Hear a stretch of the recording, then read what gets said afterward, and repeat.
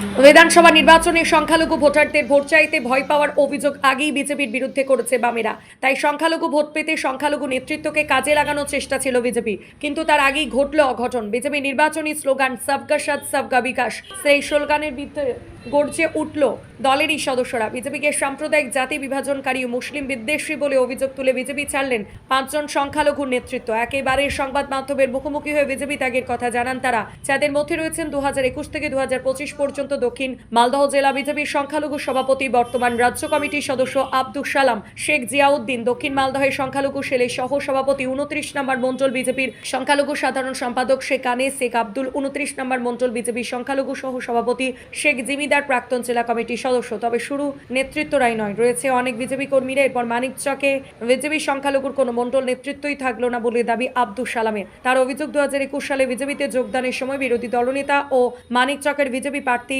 গৌরচন্দ্র মণ্ডল দাবি করেছেন বিজেপির সমস্ত সম্প্রদায়ের মানুষকে নিয়ে চলে, তাই তৃণমূল ছেড়ে বিজেপিতে আসা। কিন্তু সময় যাওয়ার সাথে সাথে বুঝতে পারলাম তারা একেবারে মুসলিম বিদ্বেষী। এই বিধানসভা নির্বাচনে 294টি আসনের মধ্যে একটি আসনের কোনো মুসলিম প্রার্থীর নাম ঘোষণা করেনি বিজেপি। এমনকি নির্বাচন কমিটিতে কোথাও জায়গা দেওয়া হয়নি। বিভিন্ন সময় দলীয় মঞ্চে সংখ্যালঘু নেতৃত্বকে উঠতে দেওয়া হতো না, কিন্তু তা সত্ত্বেও তারা দলে ছিলেন। কিন্তু যেভাবে এসআইআর করে বেছে বেছে মুসলিম সংখ্যালঘুদের নাম বাদ দেওয়া হয়েছে, তারপর আর এই দলে থাকা সম্ভব নয়। 20 থেকে 2025 পর্যন্ত দক্ষিণ মালদার মাইনরিটি জেলা সভাপতি ছিলাম এবং 26 জানুয়ারি থেকে রাজ্য কমিটির মেম্বার রয়েছে বর্তমানে। বিজেপির যেটা স্লোগান ছিল সবকা সাথ সবকা বিকাশ, এই স্লোগান কিন্তু মিথ্যা। বাস্তবে আমরা দেখতে পেলাম যে শুভেন্দু অধিকারীর যে বক্তব্য, যে কথাগুলো বলে আমাদের দলে নিয়েছিল 180 ডিগ্রি এখন উল্টো কথা। তিনি মাইনরিটি মুক্ত রাইটার্স করবেন। 294খানা বিজেপি দল প্রার্থী করেছে, তাতে একটিও মুসলিম নেই। কোনো প্রার্থী কোনো মুসলিমকে তার ইলেকশন এজেন্ট, প্রস্তাবক, সমর্থক কিছুই করেনি। তার উপরে যে এসআইআরটা হয়েছে, এসআইআর হিন্দু বুথগুলোতে নাম বাদ যায়নি, মুসলমান বুথগুলোতে 50% নাম বাদ গেছে। একার আকার ও সুকার, যেরকম আমারই নাম, সেটা জুডিশিয়াল ছিল। 1987 থেকে আমি ভোট দিয়ে আসি। আব্দুস সালাম এর মধ্যে আমি মনে করি না তফাৎ, কিন্তু এই মাননের জন্য আমাকে জুডিশিয়ালের পর্যায়ে আসতে হয়েছে। এই জন্য এগুলো দেখে উন্নয়নের যে কথাগুলো বলেছিল, সেই উন্নয়নের কোনো কথা করেনি, শুধু ভৌতা এবং হিন্দু মুসলমানের বিবাদ লাগিয়ে রাখছে। মুখে একটি কথা, বাস্তব মিটিংয়ে আরেকটা কথা। সেটা প্রমাণ আমি যখন মাননীয় প্রধানমন্ত্রী মালদায় এসেছিলেন, আমাদের ডাক ছিল তার ওখানে, কিন্তু জেলা নেতৃত্ব সেই আমাদের কার্ডটা গোপন রেখে আমাদের কিন্তু হেলিপ্যাডে উপস্থিত হতে দেয়নি। তারপরে হোটেল পিপালিয়াতে একটা কর কমিটির মিটিং হয়েছিল, যে মিটিংয়ে কোনো মুসলমানকে রাখা যাবে না। কলকাতা থেকে নামগুলো এসেছিল, কিন্তু সেই মিটিংয়ে মুসলমানদের ওরা বাইরে রেখে নিজেদের সিদ্ধান্ত নিল।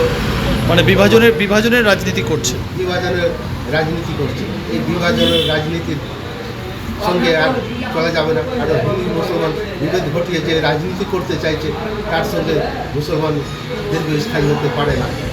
কি করছেন তাহলে আপনি? আমরা মনে করেছি আমাদের পুরানো দল তৃণমূল কংগ্রেসে আমরা পুনরায় ফিরে যাব। বিজেপি ছেড়ে দেবে? বিজেপি ছেড়ে। আপনার সাথে আর কে ছাড়ছে? আমার সঙ্গে 21 সালের কন্টেস্টিং প্রার্থী জিয়াউদ্দিন আছে, এলাজপুর অঞ্চলের জিম্মেদার ছিল,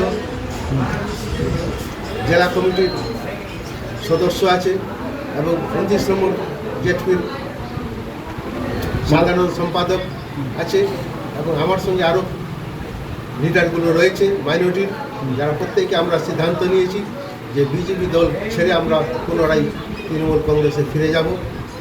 বিজেপি দল থেকে আমরা সম্পূর্ণরূপে সম্পর্ক ছিন্ন করলাম। আজ থেকে আমরা বিজেপির আর কোনো সদস্য থাকিলাম না। আমরা সংবাদ মাধ্যমের মাধ্যমে সেটা ঘোষণা করছি। একেবারে পরিষ্কার। কি পরিষ্কার? যা ঘটনাগুলো ঘটাচ্ছে তাতে থেকে আমরা তো আগে জানতাম বিজেপি দল হিন্দু দল, কিন্তু কিছু নেতা বলেছিল যে না, আমরা সেকুলার হিসাবে চলতে চাই, আমরা মাইনরিটিকে নিচ্ছি, আপনাদেরকে নিচ্ছি, সেকুলার হিসাবে চলবো, কিন্তু তারা সেকুলার হিসাবে চলতে পারেনি। আপনি তো গৌরচন্দ্র মণ্ডলের হাত ধরে একসাথে কাজ করতে দেওয়া গেছে আপনাকে। হ্যাঁ, উনি যখন সেকুলার যখন ছিলেন, সেকুলার মনোভাব নিয়ে যখন আমাদের নিয়ে চলতেন, আমরা ওর সঙ্গে ছিলাম। 25 মার্চ পর্যন্ত, 26 মার্চ পর্যন্ত ওনার সঙ্গে ছিলাম। কার সাথে? গৌর মণ্ডলের সাথে? না, 2026 মার্চ পর্যন্ত ওনার সঙ্গে ছিলাম। 1 তারিখ এপ্রিল থেকে ওনার সঙ্গে আমরা সম্পর্কটা ছিন্ন করেছি। আর সংবাদ মাধ্যমের মধ্যে এটা ঘোষণা করেছি, এই সংবাদ মাধ্যমে ওনারা জানবেন আমরা বিজেপি পদ ছাড়ছি। আমাদের দলের কিনা দরজা সবার জন্য খোলা আছে, মানে সে মাইনরিটি হোক কিংবা নন মাইনরিটি হোক, আমাদের দলের দরজা সবার জন্য খোলা আছে। আর যাদের কথা বলছেন আপনি, তারা দীর্ঘদিন ধরে বিজেপির সঙ্গে জড়িত ছিল। এতদিন পরে ওরা বুঝতে পেরেছে যে বিজেপিতে কোনো উন্নয়ন নেই, ওরা আমাদের বাংলাতে কোনো উন্নয়নমূলক কাজ করেনি। আর এটাও বুঝতে পেরেছে যে মানে ওরা একটা সাম্প্রদায়িক দল আছে, তো ওরা এইসব কারণে বিজেপি ছেড়ে আমাদের দলে আসতে চাইছে।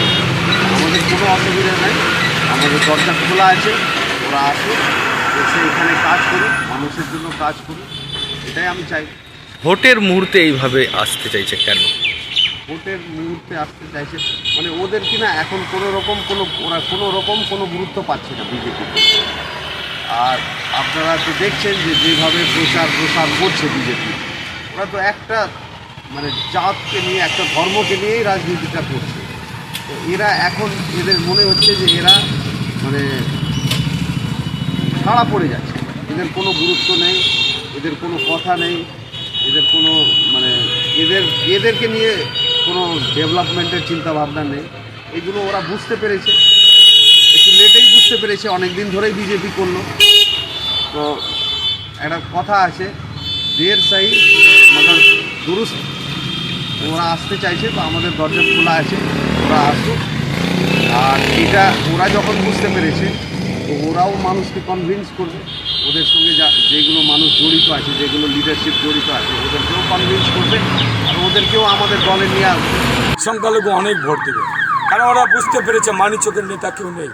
আপদ বিপদের সুখ দুঃখের নেতা মানিচকের ভূমিপুত্র, মানিচকের সকাল থেকে রাত অবধি আপদ বিপদে পায়। গৌরমণ্ডলী হচ্ছে ওদের কোনো ধর্ম মানে না বা কিছু করে না, ধর্ম নিরপেক্ষ হিসাবে মানুষের কাজ করে, ওই হিসাবে গৌরমণ্ডলকে ওরা ভোট বলছে। দেখুন, আমাদের অনেক লোক আছে সংখ্যালঘুর, সবাই কাজ করছে, ওদের রাত বিরাতে যায়, মানুষও সাড়া আছে সংখ্যালঘুদের মধ্যে যে যত যা হয় গৌরমণ্ডলী আছে।